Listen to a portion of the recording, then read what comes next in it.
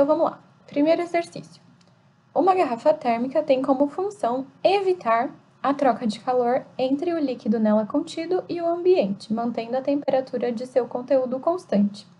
Uma forma de orientar os consumidores na compra de uma garrafa térmica seria criar um selo de qualidade, como se faz atualmente, para informar o consumo de energia de eletrodomésticos. Esse selo que eles sugerem indicaria 5 categorias e informaria a variação da temperatura do conteúdo da garrafa depois de decorridas 6 horas de seu fechamento, por meio de uma porcentagem do valor inicial da temperatura de equilíbrio do líquido da garrafa. Tudo bem? Então, ele vai comparar o quanto variou a temperatura com qual era a temperatura que ele tinha lá em equilíbrio dentro da garrafa. E disso ele vai tirar a porcentagem que vai definir qual é o selo que tem a garrafa.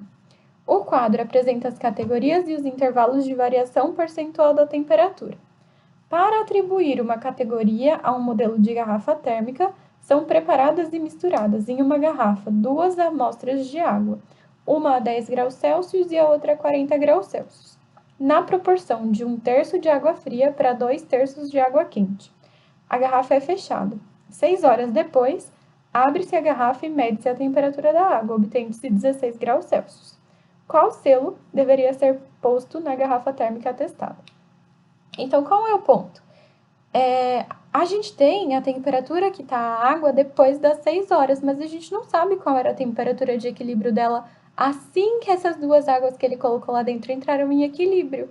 Então, a gente precisa descobrir a temperatura de equilíbrio para daí sim comparar com o quanto variou. Tudo bem? Então, vamos descobrir a temperatura de equilíbrio, fazendo, de novo, um sistema termicamente isolado. A gente tem uma água quente e uma água fria trocando calor e tem um diferencial, porque aqui ele já deu pra gente a proporção entre as massas de água. Ele falou que 1/3 da água que ele colocou lá era fria e 2/3 era quente. Então, a gente sabe que a massa de água fria é m/3, é 1/3 da massa total, e a massa de água quente são 2/3 da massa total. E ele deu as temperaturas iniciais, 10 para fria e 40 para quente. E essa temperatura final não vai entrar na nossa continha direto, ela só vai ser usada lá no final das 6 horas. Então, primeiro a gente tem que descobrir a temperatura de equilíbrio do nosso sistema logo que ele terminou de misturar as duas e elas entraram em equilíbrio. É um tempo bem curto comparado com as 6 horas que ele vai demorar para abrir a garrafa, tá? Então, vamos começar pelo sistema termicamente isolado, que é quente mais que frio. A água quente vai dar calor para a água fria e isso, somado, vai ter que dar 0, porque um perdeu calor e o outro ganhou. Nenhum deles mudou de estado, então a gente tem que macete para todo mundo. De novo, ambos são água, então eles têm o mesmo Czinho, a gente pode já cortar. Aí a gente pode já substituir o MQ e o MF por 2m/3 e m/3. E a gente também pode usar os valores do ΔT, que é sempre final menos inicial. E a temperatura final é o que a gente quer descobrir para os dois. Então, ficou 2m/3 vezes θ menos 40, que era a temperatura inicial do quente, mais m/3 vezes θ menos 10, que era a temperatura inicial do frio.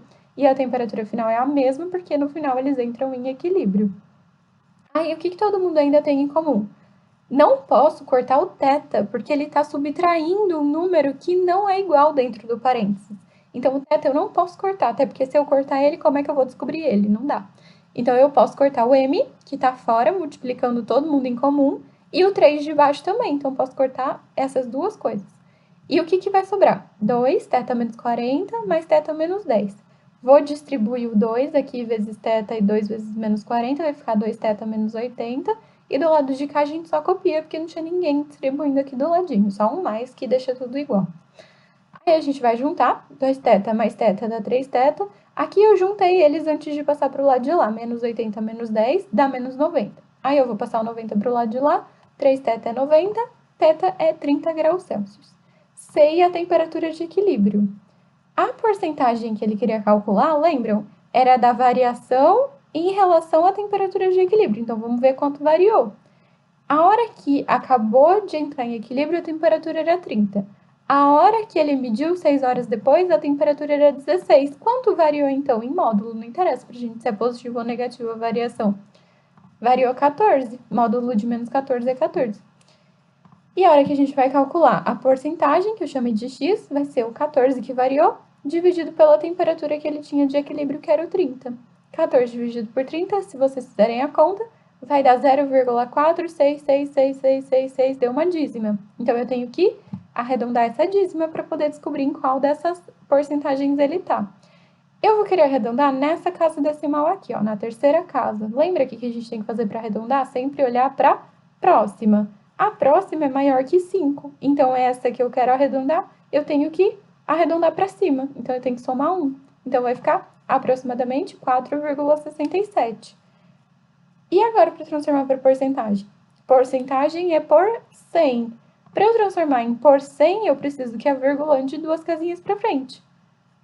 E aí ficou 46,7%, que é 46,7%. E em qual desses intervalos tá isso? Então, tá entre 40% e 55%, que é o selo D. Resposta letra D.